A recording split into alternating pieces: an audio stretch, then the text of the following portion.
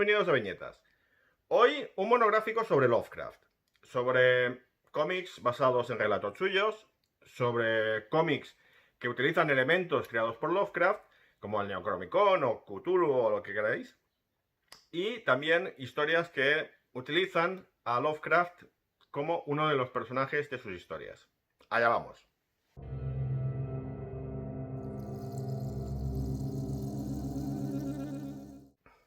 Los habituales ya saben que yo soy muy de ir por rachas, porque lo he comentado ya alguna vez. Me gusta empezar a leer algo y después leer cosas parecidas, o del autor, o de la editorial, o del estilo, o de la época, no sé qué, y luego pasar a otra cosa. Yo qué sé, y voy así un poco así, y es una forma de tener siempre interés por leer cosas, ¿no?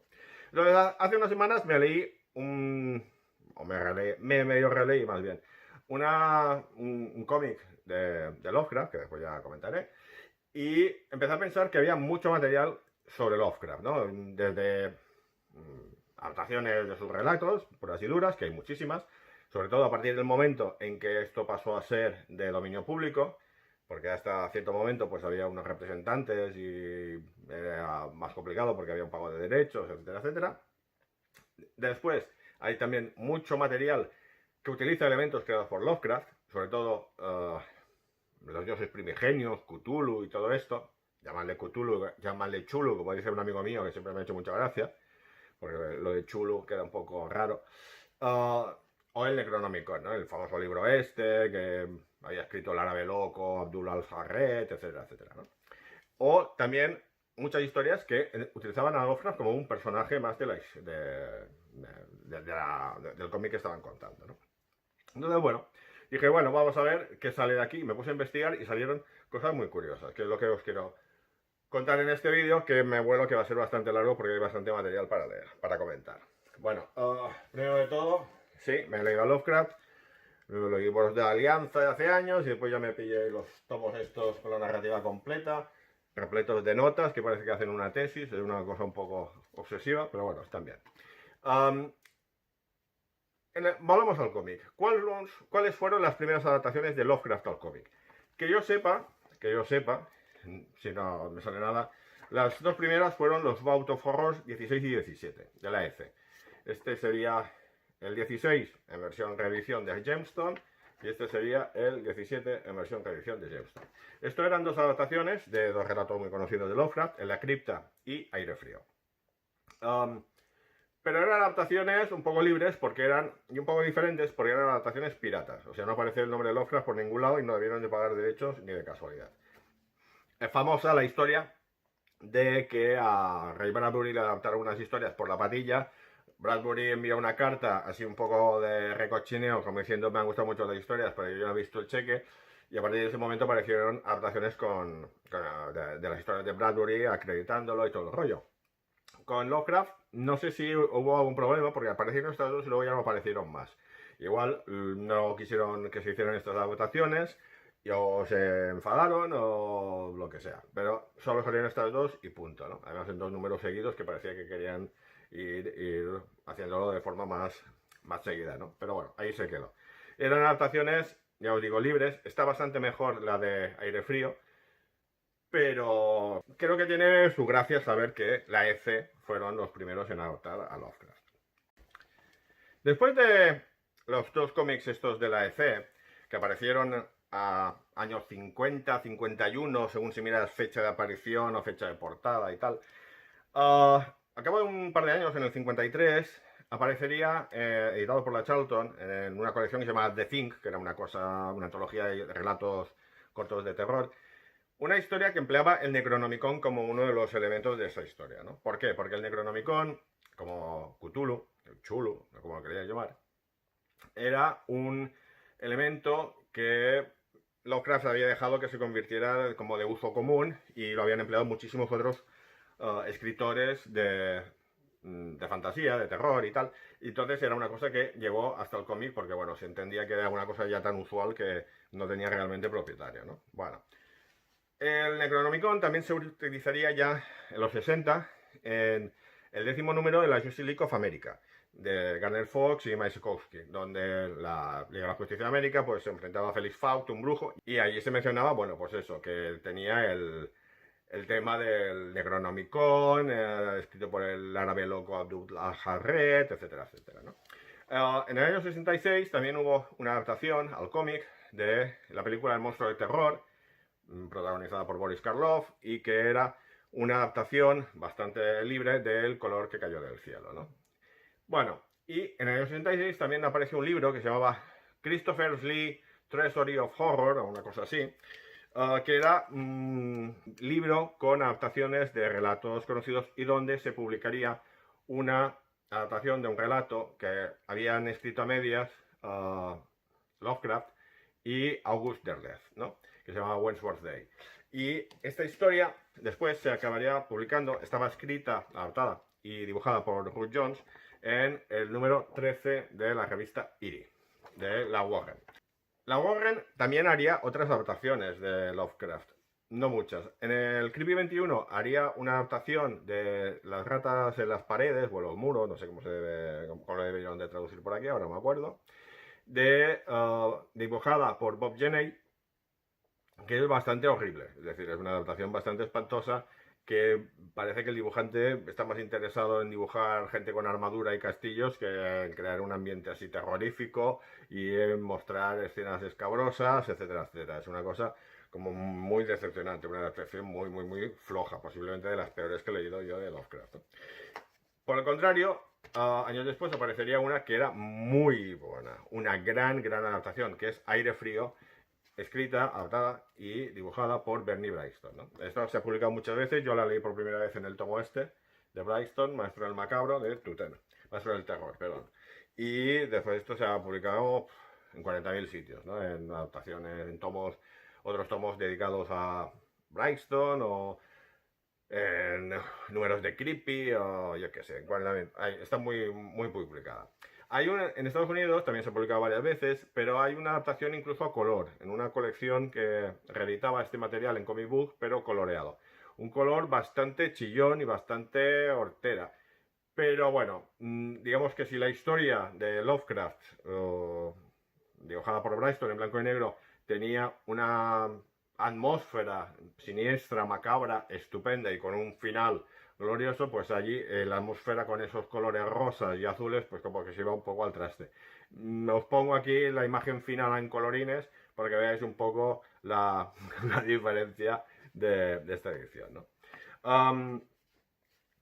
Quienes también estuvieron haciendo, así ya en los principios de los 70, adaptaciones, fueron los Underground, ¿no? Revistas Underground, cómics Underground, y uno de ellos fue uno que se llamaba School, donde hubo en los números 4 y 5, sobre todo, varias adaptaciones de relatos de Lovecraft, pero donde en el quinto habría una adaptación bastante interesante de las ratas de las paredes, aquí se llamó así en España la primera vez que se publicó, que yo sepa, que sería en este número de Creepy de Tuten.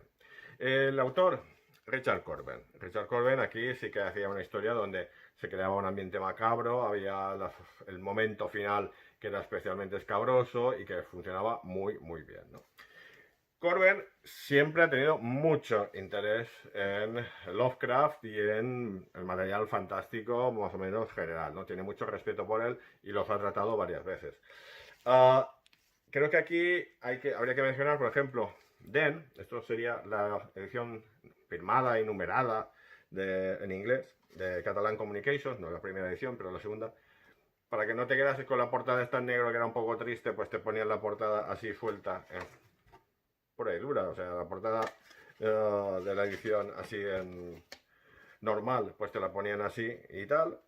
Y la gracia de Den, aparte de que esto, bueno, esto es una fantasía adolescente total, o sea, y que cogía elementos del John Carter de Marte, de Garagás Burroughs, con elementos de Lovecraft y demás, pues que ahí aparecía una especie de monstruo extraño que se llamaba Cthulhu, pero al revés, escrito al revés. Ya sabéis, no debía querer meterse en filigranas legales por lo que pudiera ser, y ahí está. Se hizo su versión de un monstruo extraño y bastante tremendo y tal, ¿no? A ver cómo pongo yo imágenes de aquí sin que salgan gente en pelotas. y que después me van a tocar aquí las narices de esta gente. Corben también hizo un par de páginas para un tomo que salió hace unos años, pero una historia con varias páginas. Él hizo solo unas páginas de la historia, había otras adaptaciones, pero no he visto este tomo, entonces no sé qué tal, ¿no? Lo que sí hizo fue, en su etapa, cuando volvió ya en Marvel, en los 2000 y tal, una miniserie, esto es el tomo tapadura que recoge los 3 números de la colección, más portadas, bocetos, diseños, anuncios y cosas así que son más difíciles de ver. Esto era una miniserie de 3 números que cogía la cabecera Hound of Horror de los años 70, un magazine de los años 70, y antes se había hecho una miniserie sobre Edgar Allan Poe, adaptando historias de Edgar Allan Poe, que es otro autor que también tocó mucho Corben durante su carrera.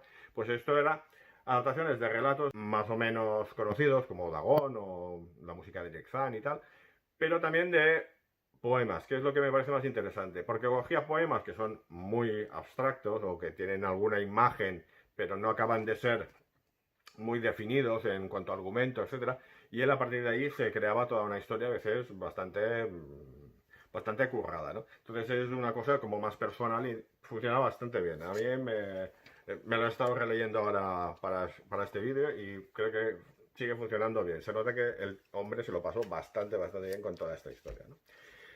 Siguiendo con Corben, hay esta historia, la de Rat God, que tiene bastante mala baba, ¿no? Porque el protagonista es una especie de trasunto de Lovecraft, que tenía esta mandíbula particular y tal, y lo coge y hace una visión como muy caricaturesca y muy sangrienta de él, ¿no? Porque ya sabéis, él se le critica mucho, con razón, a Lovecraft.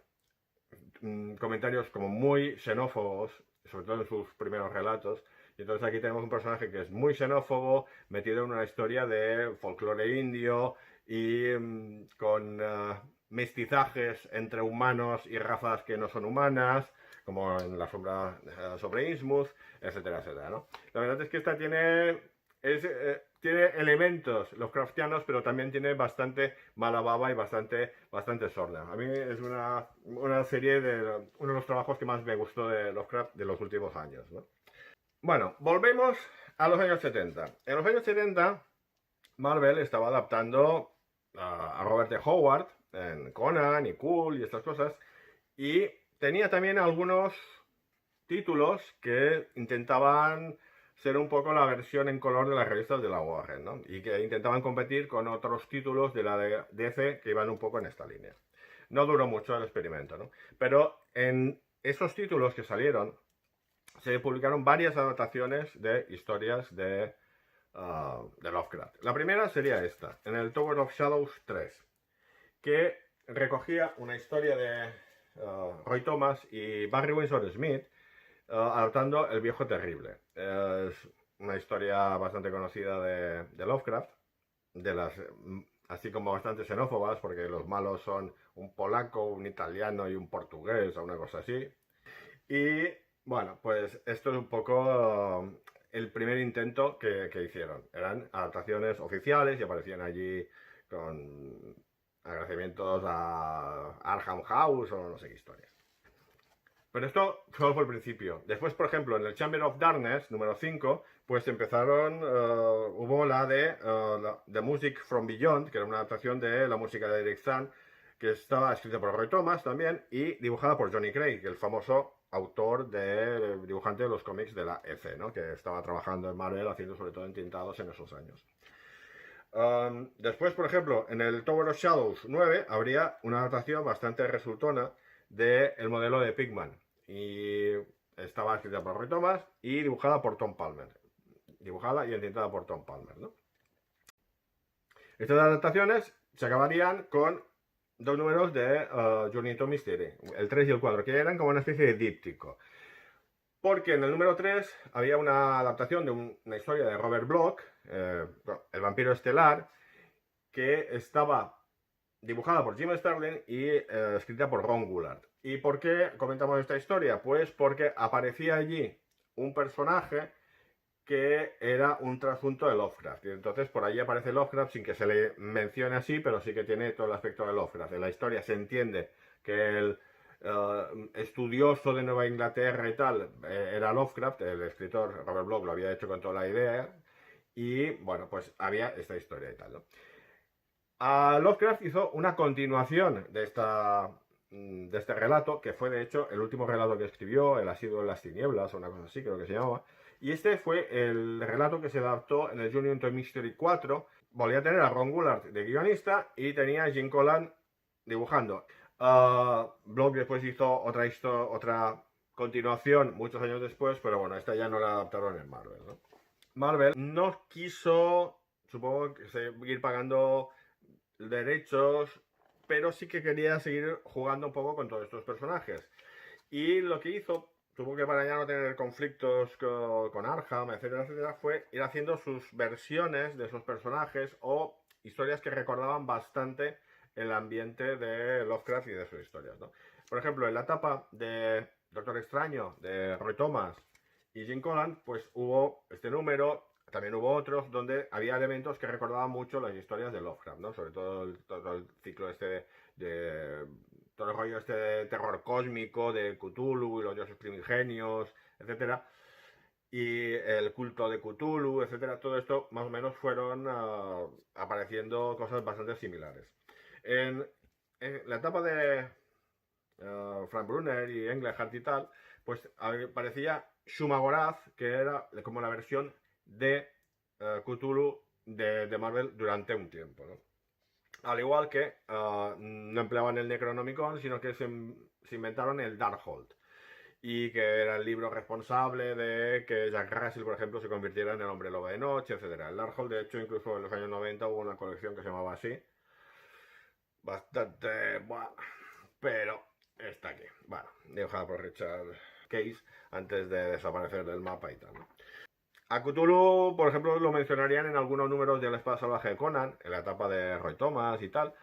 Pero bueno, también aparecerían cosas así un poco raras en los años siguientes. Por ejemplo, aquí en el número 1 de Doctor Strange, Sorcerer Supreme, lo más guapo de esta portada de Kevin Nolan, el interior era bastante terrible, pues había una especie como de monstruo que llamaban el Anciano, que había surgido de una isla del mar y que recordaba pues esto a Cthulhu y Riliel, el sitio este bajo el mar donde en el que sueña Cthulhu antes de despertarse y bla bla bla. Bueno, salía por allí y salía un monstruo que vamos, que ya no creo que nadie se volviese loco ni quisiese morirse por ver la cosa esta, ¿no? Pero bueno. Y también, así en plan curiosidad, en estos números de Moon Knight, dibujados por Jason Burrow sobre todo, que es un autor del que hablaremos más tarde, pues también aparecía por allí Cthulhu en algún momento, pero eran así como ilusiones y tal, y tampoco era un personaje así como muy a tener en cuenta, ¿no? Ya en los 90 nos encontramos con una adaptación de la historia del otro lado, desde el más allá, ha tenido también varias traducciones, y era una historia que hizo Philip Cray Russell y publicada originariamente en la revista Heavy Metal. Es un poco sorprendente encontrarte a Russell con este dibujo limpio, pulido, así como muy, no sé, como muy, todo muy bonito, haciendo una adaptación de Lovecraft, ¿no? Es un poco sorprendente. Aquí en España se publicó en este librito, Soledades e Ilusiones, y es una adaptación muy digna. Es una adaptación muy digna. Lo que pasa es que y bastante sorprendente, porque sale un poco del área de confort. No nos está dibujando palacios o bosques hermosos, sino nos está dibujando monstruitos y cosas de estas, y todo muy bien puesto, y etcétera, etcétera, ¿no? Bueno. Russell también volvería al mundo de Lovecraft con este cómic, Ollie the Ant of the World Again. Esto se publicó originariamente por capítulos, y esto ya sería la recopilación. La dibujaba Troy Nixie, de la que también hablaremos más tarde, y era una adaptación de un relato de Neil Gaiman, ¿no? Neil Gaiman es de estos autores que ha tocado varias veces en sus escritos homenajes a Lovecraft. Como decía un poco, John Carpenter, ¿no? Como la asignatura pendiente de los escritores de tema fantástico. Esto era una historia con un hombre lobo que estaba en el pueblo de Innsmouth, el pueblo donde hay estos hombres mestizos entre una raza acuática, así como hombres pez, y humanos, ¿no? Entonces había el hombre lobo este metido en esta situación así un poco extraña. No es un cómic muy brillante, la historia original no sé qué tal estará, pero no me acabo de convencer mucho, pero bueno, no deja de ser una curiosidad, ¿no? En los años 90 también aparece ya Hellboy de Mike Mignola, que tenía muchos elementos que recordaban el mundo de Lovecraft, ¿no? Tenía muchísimos. Pero no quiero entrar mucho en esto, pero sí quiero mencionar esta miniserie, el Batman Hellboy Starman, los dos números, porque en uno de ellos, sobre todo en el segundo, pues sí que aparecían monstruos muy rollo Lovecraft, muy rollo Cthulhu, monstruos así primigenios, etcétera, etcétera, convocados por nazis y cosas de esas, y donde incluso había referencias concretas a las historias de Lovecraft, etcétera, etcétera, ¿no? Entonces era una cosa como bastante clara. Tanto Mignola como Troy Nixey se juntaron años después para hacer una miniserie que sería esta: The Batman, The Doom That Came to Gotham. Es lógico meter a Batman en una historia tipo Lovecraft, porque a fin de cuentas el manicomio donde meten a todos los locos de enemigos de Batman se llama Arkham Asylum, y Arkham viene de la ciudad de Arkham, que es una de las ciudades inventadas por Lovecraft en sus historias, ¿no?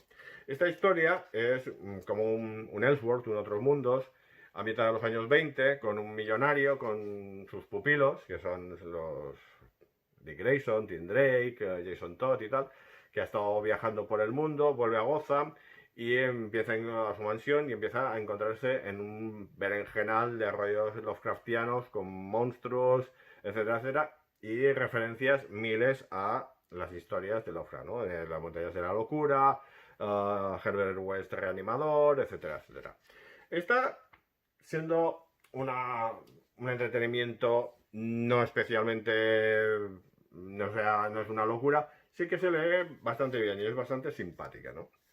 En DC no hicieron adaptaciones de los relatos de Lovecraft, así puros y duros, pero sí que hicieron historias así inspiradas, y después hicieron esta novela gráfica, que es donde aparece el prólogo este que os decía de John Carpenter, Lovecraft. Esto era una novela gráfica editada en el sello Vértigo, dibujada por Enrique Breccia, y después hablaremos de su padre, que hizo una adaptación muy importante de los relatos de Lovecraft.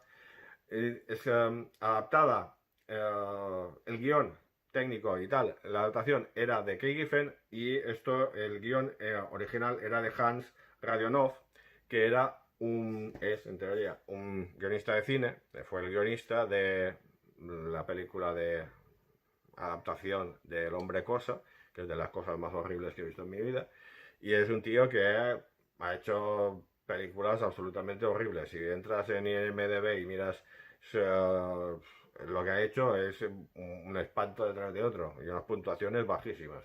O sea que debe ser. Entonces dices, esto era una película que él quería hacer y que al final no se hizo, sorpresa, y les vendió la moto a los de DC, que dijeron, no, un guionista de cine, esto tiene que ser buenísimo. Y no, la historia es un churro absoluto.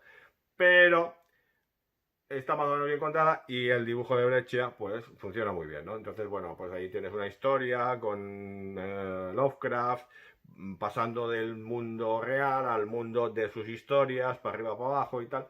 Bueno, te deja ver, pero realmente es bastante olvidable. Pasan los años, boom, empieza a sacar una colección que se llama Cthulhu Tales, sobre historias ambientadas en el mundo así de los primigenios, historias de Lovecraft y tal. Yo me he leído solamente una historia escrita por Mark Waid, que tenía más o menos gracia, ¿no? Iba sobre un matemático que se encontraba llegaba a casa de forma misteriosa el Necronomicon, y bueno, pues era un matemático un poco frustrado porque no llegaba a destacar, empezó a estudiar el Necronomicon, empezó a ver posibilidades de utilizar matemáticas que aparecen por allí, el tío empieza a estudiarlo, a desarrollarlo, pero a medida que va descubriendo cosas, y lo que le puede asegurar una fama estupenda, por otro lado hace que él empieza a ver que todo el mundo tiene cabeza de pulpo. Y entonces, claro, la cosa me empieza a afectarle bastante. Hasta que llega un momento que va al psiquiatra porque ya no puede más, porque ya se está viendo a él mismo en el espejo con cara de pulpo y un poco de rollos, ¿no? Sobre todo su a la hora de afeitarse y tal, ¿no? Más o menos, en esa época también, en Dark Horse empezaron a sacar una nueva colección, en el año 2008, si no recuerdo mal, de Creepy, una nueva versión de Creepy que reeditaba alguna historia clásica antigua, pero había material nuevo. En algunos de estos números hubo historias que tenían bastante de tema de Lovecraft. Por ejemplo, en un número había una adaptación de Los gatos de Ulthar realizada por Peter Buck. Peter Buck, el dibujante de Odio. Un tío que lo ves en cosas más costumbristas, más de Slice of Life, de crítica social, de repente haciendo una adaptación de Lovecraft. Esto a mí me dejó bastante picueto, ¿no? Después hay otra historia de Corbett, con guión de John Arcudi, que también estaba bastante simpática. Era una historia sobre un minero que acaba encontrando lo que uno entiende que es el Necronomicon y empieza a traducirlo a la mujer, porque la mujer tenía más estudios que el hombre y la cosa empieza a ponerse cada vez más chunga, ¿no? Y después hubo también un serial que duró varios números, guionizado por Duke Monch y dibujado por Kelly Jones, que era una historia con Lovecraft, se iba encontrando como los elementos creados por su imaginación empezaban a invadir el mundo real, ¿no? Era una historia que empezaba bien, acababa un poco de aquella manera que ya no sé cómo acabarlo y meto aquí a Cthulhu y no sé qué y acaba mezclando ficción y realidad de una forma un poco pastelera, pero bueno, después menciono únicamente que hay una adaptación de El horror de Woolwich que publicó IDW, que del guion era Joe Lansdale, guionista de miniseries de Jonah Hex para Vértigo y cosas así, pero también novelista más o menos conocido de novelas policíacas con elementos a veces fantásticos, etcétera, etcétera. Y que también hay algunas de sus novelas han pasado a series de televisión, etcétera, etcétera. No sé qué tal estará, pero bueno, ahí lo menciono. Y después esta tiene bastante más gracia, que era la historia de Fatal, Ed Brubaker y Sean Phillips, en una historia de género negro, pero donde mezclaba elementos Lovecraftianos ahí con el género negro. Una mezcla que funcionaba bien. Más o menos sin locuras, pero que funcionaba bien.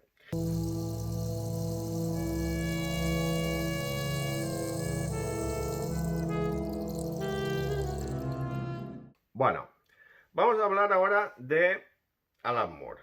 Alan Moore ha trabajado varias veces con elementos de Lovecraft, de las historias de Lovecraft, ¿no?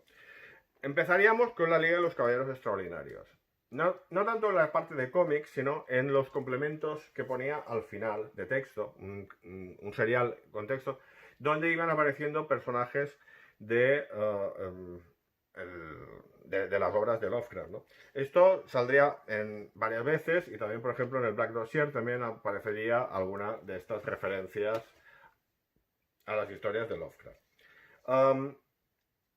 Cuando cerró un poco el capítulo este de los Caballeros Extraordinarios, hizo las novelas gráficas de Nemo, y en esta, por ejemplo, Heart of Ice, siempre dibujadas por Kevin O'Neill, había una historia donde la hija del Capitán Nemo acababa viajando al mundo, digamos, en las montañas de la locura, ¿no? La historia esta que hizo Lovecraft, que era como una especie de continuación de las aventuras de Arthur Gordon Pym, de Edgar Allan Poe, etcétera, etcétera. Ya en los 90, a Alan Moore le pidieron que colaborase en una antología, un libro de texto, de literatura, de narrativa, de homenaje a Lovecraft. Y allí escribió un cuento, que sería The Courtyard, ¿no? El patio, no sé cómo lo habrán traducido por aquí. Y este cómic sería después adaptado editado por Avatar, dibujado por Jason Burrows, y con la adaptación de Anthony Johnson. Yo me compré los 2 números originales en su momento, en blanco y negro, diciendo, oh, qué bien, una cosa de Alan Moore, y me encontré que era una adaptación. Porque los de Avatar son un poco piratas en ese sentido. Muchas veces te dicen que el guión es de fulanito y al final es una adaptación de una historia de fulanito que escribió vete a saber cuándo y tal. Entonces es una cosa que me toca bastante las narices. Entonces, porque no lo dicen claramente que el argumento o que es una adaptación de una historia de no sé quién. Entonces, esto ya me tocó las narices. Y esta historia de Courtyard no me acabó de convencer demasiado, ¿no? Me pareció un poco pastelera. Pero bueno. Antes ya había hecho otra cosa, sí, esto, que era el Youth of Cultures, que eran adaptaciones de textos que había hecho Alan Moore y tal, y entonces había un par de historias, un par de, sí, de relatos donde cogía elementos de Lovecraft, pero bueno, lo dibujaba en español Juan José Rip y era una adaptación de estas que también hacía Anthony Johnson, ¿no? Pero bueno, este lo he mirado un poco por encima de lo que he visto y tampoco me ha llamado mucho la atención. Me parece una especie de sacaperras a partir del nombre de Alan Moore. ¿Qué pasa? Que años después Alan Moore tiene problemas con el fisco. Ha de pagar un dinero y no sabe qué hacer. Habla con los de Avatar y los de Avatar le dicen, bueno, podrías hacer una continuación de la historia esta de Courtyard. Y él empieza a pensar en a ver qué es lo que puede hacer. Y se le ocurre hacer una historia metiendo todo lo que no... entrando a saco en todos los temas que o no están bien vistos en la actualidad, como el racismo, el antisemitismo, etcétera, etcétera, de algunas de las historias de Lovecraft, sobre todo estas de los primeros años. Y el problema que había con las mujeres, ¿no? Porque personajes femeninos prácticamente no hay en las obras de Lovecraft. Entonces meter allí personajes femeninos y sexo, que no hay sexo. Entonces, entrar muy a saco. Y el tío de Avatar, el presidente, el director o lo que fuera, el propietario, le dijo que podía hacer lo que quisiera. Dice, lo que quiera, dice, lo que quiera. Puede meter erecciones, penetraciones. Dice, sí, sí, sí, tú metes lo que quieras. Y él dijo, ah, vale, pues ahí voy. Entonces hizo una historia que sería Neonomicon. Que esto es la historia, 4 números. Y este tomo también lleva la historia de Courtyard, ya no en blanco y negro, sino a color, ¿no? Y aquí realmente Lovecraft siempre hablaba, decía Alan Moore con toda la razón, que hablaba de bacanales, celebraciones blasfemas, paganas, horribles, no sé qué, pero no acaba de explicar mucho el qué, ¿no? Y aquí el hombre se entretiene durante un número y medio en mostrar unas salvajadas de 3 pares de narices, súper desagradable. Él decía que había que hacer que si es una historia de horror, que eso fuera horrible. Realmente es muy incómodo de leer alguna parte, la parte central de esta historia. La historia más o menos está bien. Le da un poco más de forma a la historia esta de Courtyard, que a mí me dejaba un poco, me quedaba coja, y aquí se le da un poco más de forma, es como una continuación, y acaba con un final bastante tremendo, ¿no? Funciona bastante mejor. ¿Qué pasa? Pasan los años y decide hacer Providence, una miniserie de 12 números que funciona bastante bien. ¿Y qué es la historia de Robert Black, un periodista judío, homosexual, que empieza a viajar por Nueva Inglaterra para escribir un libro, buscando información sobre una sociedad extraña y es una historia de carretera, ¿no? Lo que pasa es que él va pasando y se va encontrando a muchísimos de los personajes de las historias de Lovecraft. Empieza el hombre a viajar y conoce a los personajes de lo que después será la historia del horror de Red Hook. Después viaja al pueblo donde viven esta especie de mezclas de seres acuáticos y humanos, lo que se vendría a ser el origen de la historia de La sombra sobre Innsmouth. Después conoce a Herbert West, el reanimador, que se llama Héctor North. O sea, la constaba de nombres empezados por H y símbolos cardinales. Y poco a poco, y así van pasando muchísimos de los personajes de Lovecraft por allí, ¿no? Al final, en un momento dado, el personaje de Lovecraft se introduce en la trama, conoce al protagonista y después, claro, caes que el protagonista Robert Black es en realidad Robert Blake, que era el protagonista de la última historia que escribió Lovecraft, ¿no? Y en ese momento empiezas a ver que todo está bastante ligado y bastante predestinado, que es un poco el título de la historia, Providencia, ¿no? No es solo por el pueblo de donde vivió prácticamente toda su vida Lovecraft y que todo el mundo conoce, sino que es un poco de la preparación de toda esta trama para que Lovecraft llegue a conocer a este personaje y acabe conociendo todas estas tramas que después acabará él escribiendo y que serán famosas y tal.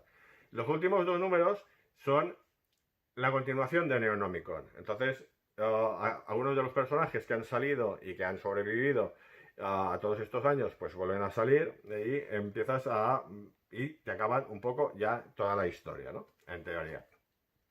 Se dijo que después quería hacer otra historia de tipo Lovecraftiano, Alan Moore, ya no con Burroughs, y se entiende que nada que ver con Providence, Necronomicon, etcétera, etcétera, sino que sería otra cosa, pero no sé si lo llegará a hacer, ¿no? Pero bueno, funciona bastante bien.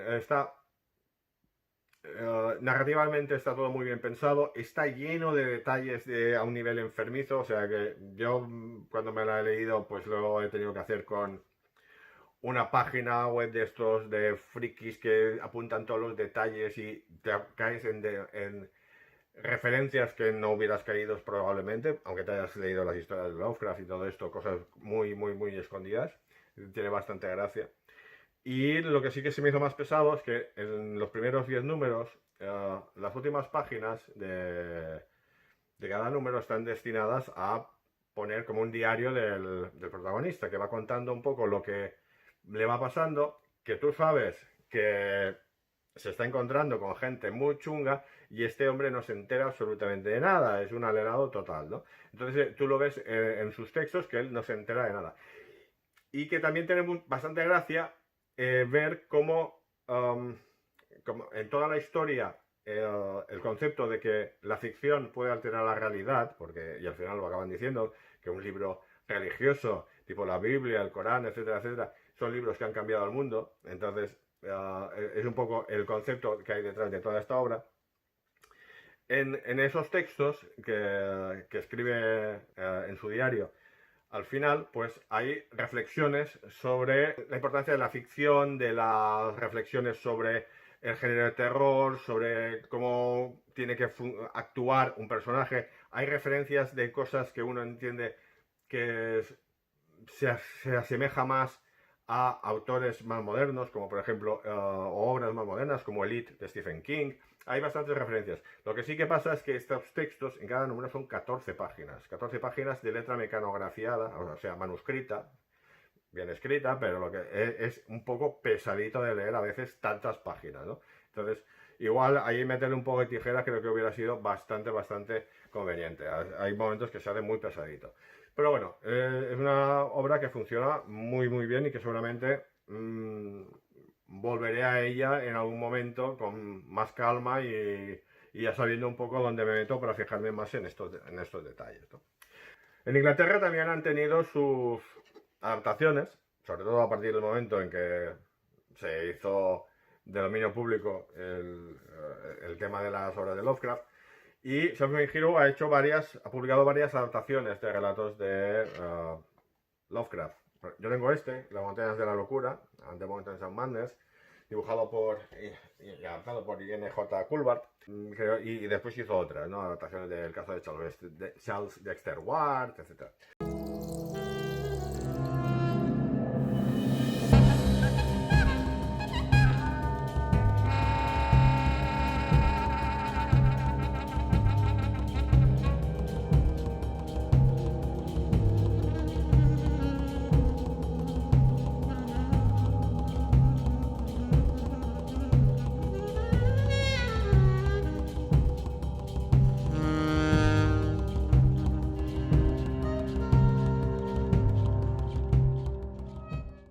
Aparte, hay la antología gráfica de Lovecraft, que fueron 2 tomos originariamente que adaptaban relatos cortitos de Lovecraft, pero por donde pasaban algunos autores curiosos, ¿no? Y estaba Culbart, sí, pero también estaba Pat Mills o Steve Pugh, o Jamie Delano, o Mike McMahon, etcétera, ¿no? Entonces, bueno, no deja de ser curioso.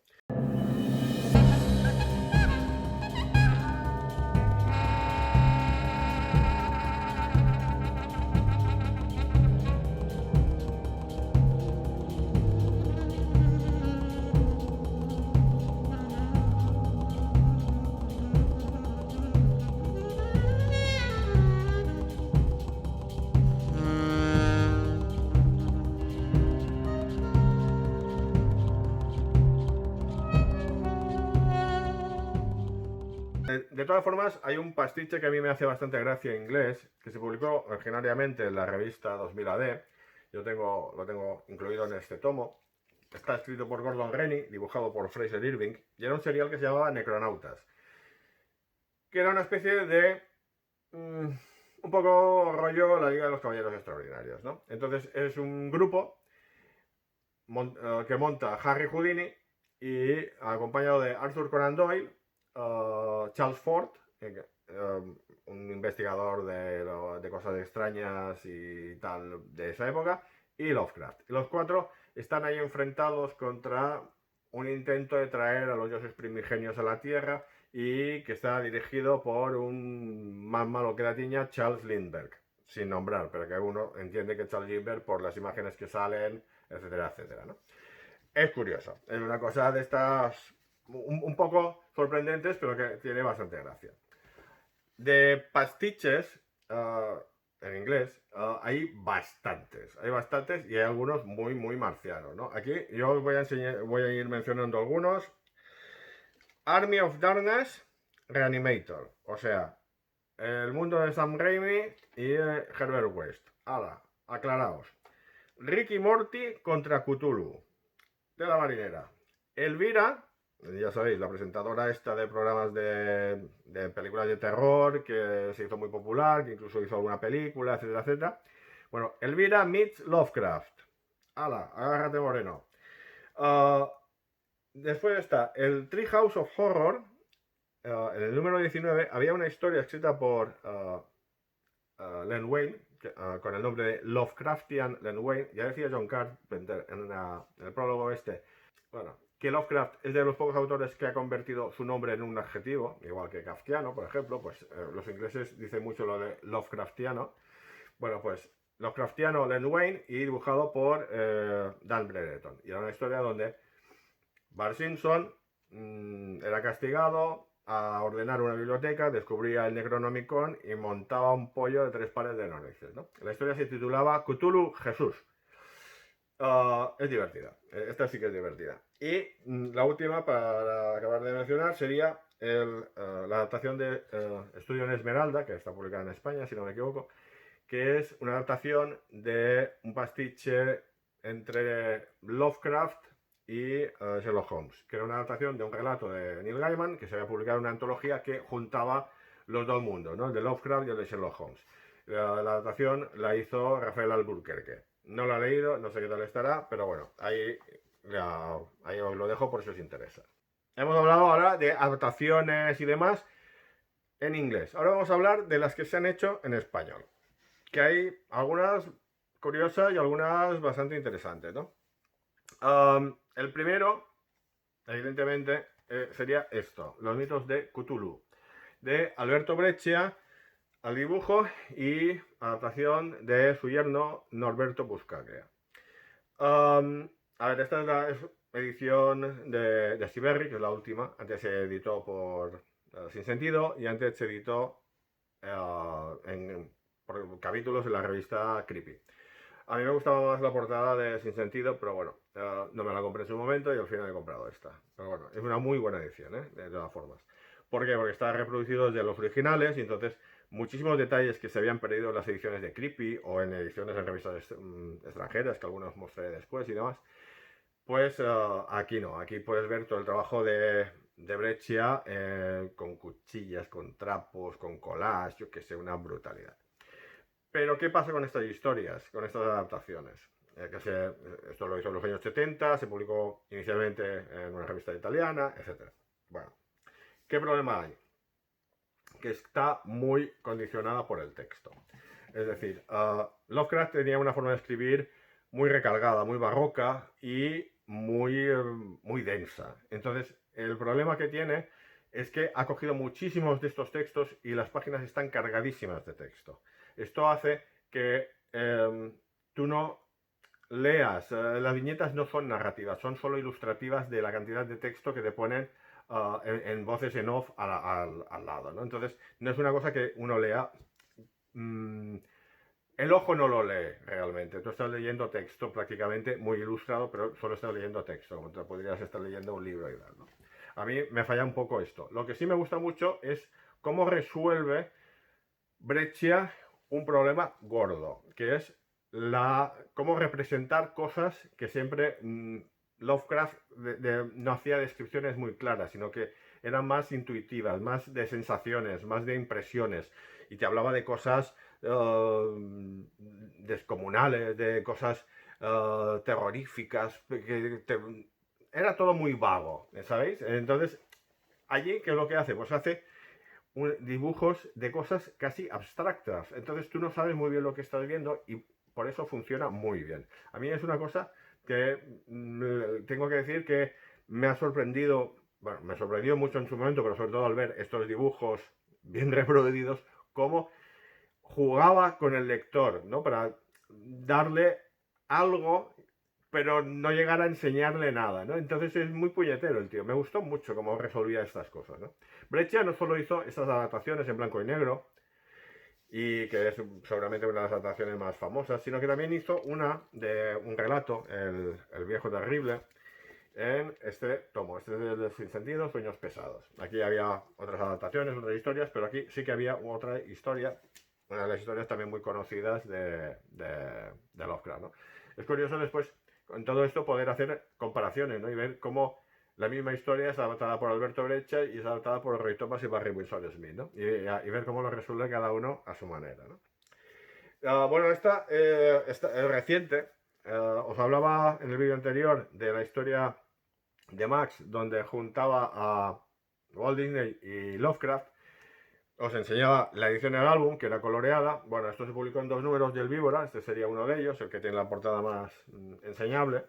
Y aquí se publicaba en bitono, ¿no? Pero bueno, sí que es un poco lo que ya os comenté la otra vez. Es una historia que funciona muy bien y donde tienes esta mezcla de estas dos figuras que fueron tan influyentes en la cultura del siglo XX, ¿no? Y que de hecho siguen siéndolo, ¿no? Otro autor que también tuvo un acercamiento a Lovecraft sería Josep Maria Bea. Entonces, yo aquí tengo este retapado de Rambla y aquí en la revista Rambla pues aparecían unas páginas de monstruos extraños donde Bea pues hablaba de seres mitológicos, de la mitología esta de los dioses primigenios, de los seres primigenios y tal, y hacía algunos comentarios, soltaba alguna coña a algún crítico y tal, y dibujaba un bicho rarísimo. Esto después lo haría también en la revista Creepy en la segunda época, ¿no? Algún tiempo después. La revista Creepy, primera época, por ejemplo, en este número, en el 73, tenemos, aparte de una reedición de Aire Frío, tenemos una adaptación de El Sabueso, realizada por John Bosch, que después ha sido publicada en varios tomos suyos de Maestros de lo Macabro, no sé cómo se llaman, que son adaptaciones de relatos de terror varios. Entonces uno de esos sería este. Y en este número también habría una historia sobre Lovecraft escrita y dibujada por Fernando de Felipe, que es uno de esos trabajos raros y que no se han llegado a ver en álbum, que yo sepa, ¿no?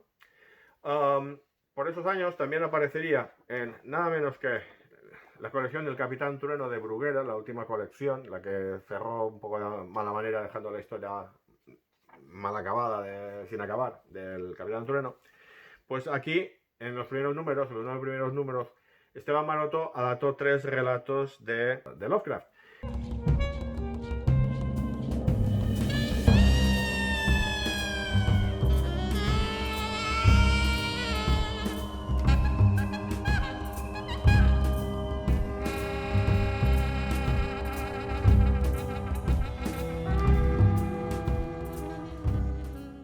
Estas 3 historias pues se han recopilado en tomos. Creo que hay uno no demasiado lejano en el tiempo que editó Planeta, si no me equivoco. Y también fue editado en Estados Unidos con una portada de Frank Brunner y donde Roy Thomas rehizo todos los textos, los rehizo totalmente y los adaptó a su estilo manteniendo el dibujo, ¿no? No fue, o sea, una traducción un poco de estas patilleras que hacen los americanos a veces, igual que hicieron cosas raras con las crónicas del sin nombre o con cualquier cosa de estas, ¿no? No son muy de traducir, son más de ponerse en plan, nosotros escribimos mejor que esto, ¿no? Es una cosa un poco bochornosa. Después en Creepy, también en la segunda época también aparecería, a ver, os tapo esto que si no lo vamos a liar, el otro Necronomicon de Antonio Segura guión y dibujos de Jaime Brocal Remoy. Los dos autores salen por la historia, sale también Alberto Breccia, amigo del dibujante y que también hace el prólogo, sale también por ahí Tutén rodeado de mujeres y viviendo la vida loca. Y era una historia sobre cómo el Necronomicon pues iba afectando a la gente y causaba desgracias y bueno, historia de terror un poco en este ambiente. Poco a poco la cosa se va desmadrando y al final ya empiezan a aparecer los hombres de negro de otras historias que había hecho Breccia, etcétera, etcétera. La cosa se va complicando y cada vez es un poco más loco, ¿no? Es divertida. Esta es un trabajo divertido. Esto es bastante evidente. Es una revista que se llama Cthulhu. Y esto es el primer número. Esto me lo ha regalado Josito. Gracias, majo. Esto lo quería por dos cosas. Y bueno, no lo pude conseguir porque no lo tenía. Lo intenté encontrar, lo encontré solo en la página web de Poca Distribuciones, pero no sirven a Baleares. Ya te fastidiarás si eres de aquí. Bueno, esto lo quería por dos cosas. Uno, porque es una revista con un nombre muy Lovecraftiano y quería saber un poco qué hacían. Y porque en este número aparecía la adaptación de La lámina de la casa que hizo Carlos Lamani. Carlos Lamani, por si no lo conocéis, es un dibujante que trabaja para el mercado americano en las revistas de Richard Sala, que son revistas en plan muy revistas de la Warren, ¿no? El tío es un flipado de la Warren, el editor, y entonces quiere historias en este plan. Y uno de sus primeros trabajos fue esta historia. Y bueno, una adaptación de Lovecraft. Esta historia, curiosamente, después hablando con Carlos sobre esta historia y tal, me pasó imágenes de la edición americana, que ahora os iré poniendo por aquí en algún momento, y la edición americana había páginas que eran diferentes, porque él quería cambiar cosas que no le habían convencido y tal, pero dijo, bueno, esto si tengo que supongo que debió decir, si tengo que rehacer todo lo que voy haciendo, al final aquí no avanzo, ¿no? Supongo, no lo sé.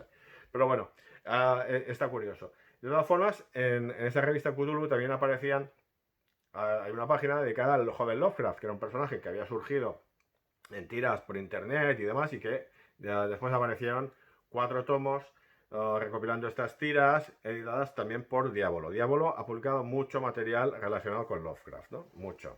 Como por ejemplo este, que sería casi de lo último, Kadaz, que está guionizado por Florentino Flores, el hasta ahora crítico de cómic, y dibujado a medias, capítulo sí, capítulo no, por Guillermo Sanna y Jacques Salomón, los autores de aquí también de Mallorca. Es una adaptación digna, pero que a mí me pareció que algunos cambios no acababan de funcionar muy bien, ¿no? Había algunos guiños, o sea, lo de hacer guiños al Little Nemo, bueno, esto ya lo había hecho Alan Moore, o sea que tampoco me parece que juntar el mundo de los sueños y hacer el guiño a Little Nemo me parece como ya un poco visto ya a estas alturas.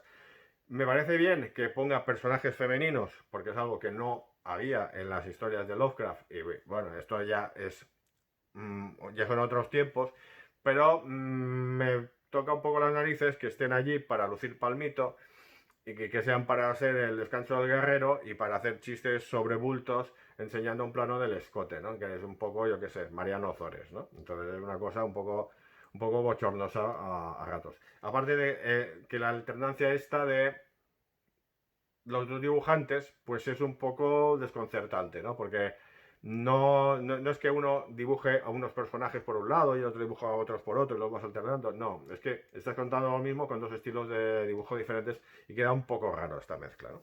Pero bueno. Otra adaptación, esta es de Dolmen, El otro día hablaba con Vicente y Vicente, no hemos hecho nada con Lovecraft nosotros. Pues sí, sí que has hecho una, majo.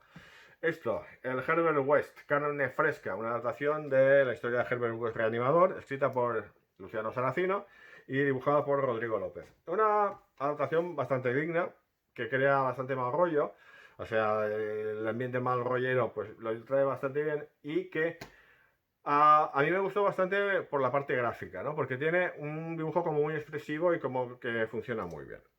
Y para acabar esta sección, este cómic que es bastante reciente, de Santi Pérez, un puñado de historias de terror, donde hay una historia de una señora que encuentra un libro que uno interpreta que es como el Necronomicon, o la edición de bolsillo, el Necronomicon, yo qué sé, pero en este plan y el caos que le produce con un final también muy de Lovecraft, ¿no? Porque ya sabéis, las historias de Lovecraft, el lugar común, o se vuelven locos o se mueren. O sea, es una cosa como bastante...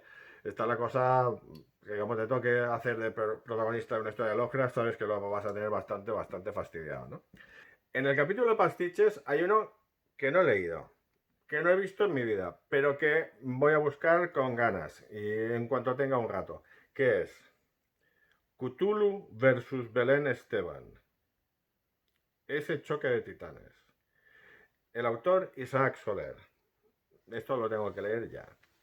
Lovecraft también ha tenido relaciones con autores de otros países. Ahora hablaré un poco de algunas ediciones europeas relacionadas con Lovecraft. Empezaría con la revista Metal Hurla. Yo tengo aquí este hermoso retapado, un retapado que como podéis ver aquí los costados los cortaban así, los cortaban un poco así de mala manera, porque la revista Metal Hurland, a ver un pequeño inciso, salía cada 2 meses, más o menos en sus primeros tiempos. Y en un momento dado decidieron sacar especiales. Pero en lugar de hacer como hacen todas las editoriales del mundo y sacar una colección paralela, especial 1, especial 2 o especial primavera o especial lo que fuera, ellos decidieron numerarlos, pero poniendo el bis al número anterior que había salido. Entonces el primer especial que salió fue el 33 bis, porque el anterior había sido el 33. El siguiente fue el 35 bis y estas cosas. O sea, una locura para aclararte con la colección, ¿no? Y el primer especial fue el 33 bis dedicado a Lovecraft, con esta portada de Giger. En este número lo que había eran la plana mayor de los autores de ese momento, ¿no? Entonces, por ejemplo, hay una historia de Moebius, aparte de una ilustración suya, dedicada a contar, titulada Cthulhu, escrita de otra forma, como el presidente de la República tiene un consejo de ministros y después del consejo se retira, se pone como una toga, va a ver al gran Lovecraft, que es una especie como de cargo espiritual, un sacerdote místico y tal, para pedir permiso para cazar a Cthulhu. Y después ves un monstruo que corre pidiendo socorro y que le pegan un tiro. O sea, una fumada de 3 pares de narices. Muy bonita, eso sí. Después estaba Druyet. Druyet también hace una ilustración y después hace 6 páginas, o una cosa así, de el Necronomicon. Pero como si fueran unas páginas del Necronomicon, pero que no tienen ningún sentido. Es como un trabajo gráfico más que cómic, ¿no? Porque son dibujos, son bocetos, caligrafías incomprensibles, una cosa un poco extraña, pero bueno, tiene su gracia gráficamente. Después también están unas páginas de Nicole Clavelou sobre gatos, porque, a ver, Lovecraft siempre tuvo mucha relación con los gatos. De hecho, tenía un gato con un nombre absolutamente racista y que el único que lo ha mencionado es precisamente en la novela de Vértigo de Breccia, aunque cambiándole el nombre, suavizándoselo. Y bueno, ahí está la historia de Nicole Clavelou. Hay una historia de Frank Marchierin humorística, de un hombre que está paseando por unos sitios súper tenebrosos y después descubre que lo que estaba buscando era el váter de un bar. O sea, una cosa un poco extraña. Hay una historia de Serge Clerc, también muy en los parámetros de Lovecraft, con un hombre así torturado que conoce a un tío así bastante chungo, etcétera, etcétera. Una historia bastante clásica dentro de los parámetros de Lovecraft. Hay también una historia de Nicolette, sobre unos tipos que ven a una especie de ser extraño con alas que es Lovecraft y que se va volando. La historia se llamaba HPL. Esta y alguna más, creo que la de Max Yagá y desde luego la de Moebius, estas sí que se han publicado por España, así un poco en distintos sitios, ¿no? Sobre todo en la revista Totem. Porque la revista Totem, los especiales estos de Metal Urland, algunos los publicaron aligerados de páginas en la colección Totem Extra. Pero este no, algunas de las historias las publicaron en la colección normal, ¿no? Y para acabar, por ejemplo, hay muchas otras historias, pero bueno, así que de las que quiero destacar también, hay como un díptico hecho por Doug Cornillon y Yves Chaland. Entonces, la primera está escrita por Chaland, dibujada por Cornillon, y es una historia así rollo Lovecraft bastante clásica. Y la segunda es una que está dibujada por Chaland, escrita por Cornillon, y que ya es como una continuación, pero que se aleja totalmente del rollo Lovecraftiano, para ser más como un homenaje a los cómics de cómic francés de los años 50, para que me entendáis, ¿no? Cosas así muy clásicas de revista Tintín, Spirou y todo esto. Pero bueno, no deja de ser una curiosidad, ¿no? En este número de Metal Urland, especial Lovecraft, se iba a publicar una historia sobre la relación epistolar entre la amistad entre Lovecraft y un chaval que se llama Robert Howard Barlow. ¿Vale? Barlow empezó a escribirse con Lovecraft con 13 años, se hicieron amigos, fue a visitarlo 2 veces a casa de su familia Lovecraft y tal, tenían buena relación. De hecho, Lovecraft dijo que quería que fuera él el encargado de los derechos, después hubo problemas con Derleth.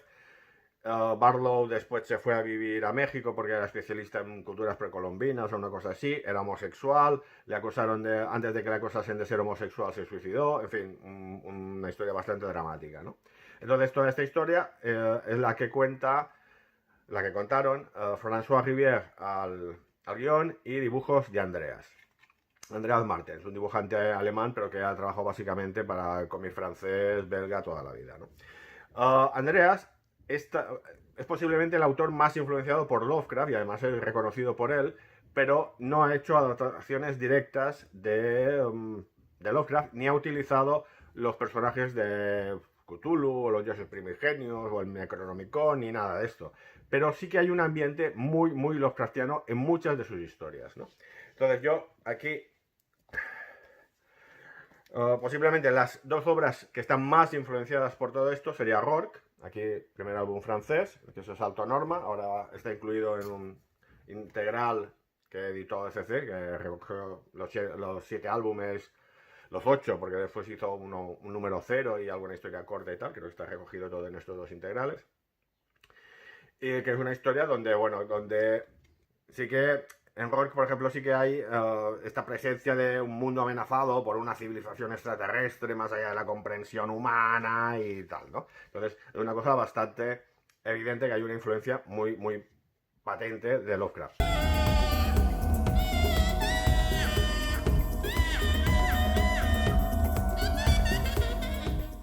Pero sobre todo donde se nota más es en la trilogía Cromwell Stone, ¿no? Esto sería la primera edición española, que editó 5 en álbum, se había serializado antes en Creepy. Yo aquí lo tengo dedicadito, de cuando estuve en Barcelona, porque después fue a Avilés y dijo que él no dedicaba álbumes. No dedicaba álbumes porque le molestaba mucho que después ver álbumes en Angoulême dedicados que se vendían y tal, y esto le quemaba vivo. Entonces la gente que sí que se queda con los álbumes se fastidia. También yo creo que es que él no quiere dibujar, porque el tío explica que solo puede dibujar solo en su estudio y no sé qué, y debe ser un tipo bastante particular a la hora de trabajar, ¿no? Pero bueno, esa es otra.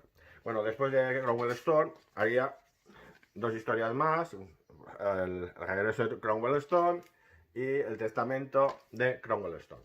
Estos son historias donde hay presencias de amenazas extraterrestres, desconocidas, objetos extraños. El mar es muy presente en la obra de Lovecraft. Lovecraft estaba allí al lado del mar, pero el pescado no le gustaba nada, entonces las amenazas siempre vienen del mar, siempre esta presencia chunga del mar está allí, Cthulhu vive debajo del mar, entonces eso también está aquí presente, y ves el pobre protagonista que está allí metido en un fregado con malvados miles, etcétera y tal. En fin, está muy entretenida. Andreas es un autor espeso, es un actor denso, y entonces también esto que le gusta mucho poner detalles que cuesta ver, entonces a veces has de darle una segunda lectura, una tercera lectura para pillar algunas cosas y tal. Lovecraft además es una influencia muy reconocida en el primer Ground Westall, porque la obra empieza con una cita de Lovecraft sin más, ¿no? O sea, es una cosa como muy evidente. Aparte, las influencias de Andreas, que son varias, pero hay una que es muy evidente, que es la de Bernie Wrightson, y claro, también te recuerda mucho el aire frío, ¿no? En Italia también han hecho sus acercamientos a Lovecraft, y posiblemente el primero fue Dino Battaglia, en una historia titulada Homenaje a Lovecraft, publicada en la revista Linus. Yo lo tengo en este tomo en francés, editado por Mosquito. A través de algunas de las historias que editó Mosquito en varios álbumes se publicaron aquí en España en un álbum de Astiberri, pero esta no se publicó en ese álbum, ni creo que no se ha publicado tampoco en revista y tal. Bueno, era una historia homenaje a Lovecraft directamente porque era un viajante de comercio que llegaba a un pueblo de estos extraños inventados por Lovecraft, donde no encontraba a nadie, empieza a buscar, solo veía gente que le huía de lejos y al final no los encontraba, ve una barca, se encuentra que el barquero es un esqueleto, al final salen unos hombres pez, los hombres peces le persiguen y la cosa acaba muy mal. Sorpresa. Y bueno, es un acercamiento simpático, divertido y sobre todo que permite ver un poco el trabajo de Bataglia, ¿no? Que era un dibujante muy elegante y con una capacidad gráfica también con muchísima fuerza y muchísima potencia, ¿no? Una pena que yo me imagino que el álbum este de Astiberri no había de ser como para tirar cohetes las ventas y han quedado muchas historias aún ahí por publicar por aquí, ¿no? En fin, paciencia. En Italia, en Bonelli, también han aparecido elementos de Lovecraft. Por ejemplo, en un número de Martin Mister se titulaba directamente Necronomicon. Aquí no se ha publicado, no lo tengo, no sé exactamente qué pasaba, pero bueno, ahí queda, ¿no? El que sí que se ha publicado fue el número 18 de Dylan Dog, que en España se publicó en este número de Aleta. Y esto era una historia donde Dylan Dog en un momento dado se encuentra físicamente con Lovecraft. Y Lovecraft más tarde es devorado por una especie de hombre pez, ¿no? Era una aparición breve, parte de una historia más complicada, pero bueno, aquí está, ¿no?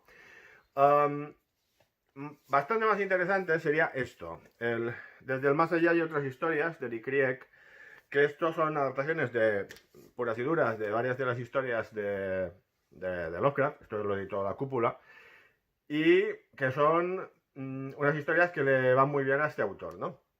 Un autor que sabe crear muy bien ambientaciones, que le sabe dar una atmósfera bastante interesante al conjunto y hace adaptaciones muy muy dignas, ¿no? Y acabando el capítulo europeo estaría este álbum que ha salido no hace mucho en Francia, Le Dernier Jour de Howard Phillips Lovecraft, el último día de Howard Phillips Lovecraft. Aquí veis con estos brillitos así tan bonitos y tal. Una edición bastante tocha y bastante guapa, la verdad. Y que está guionizada por Romuald Gulivo y dibujada por el polaco Jakub Rebelka.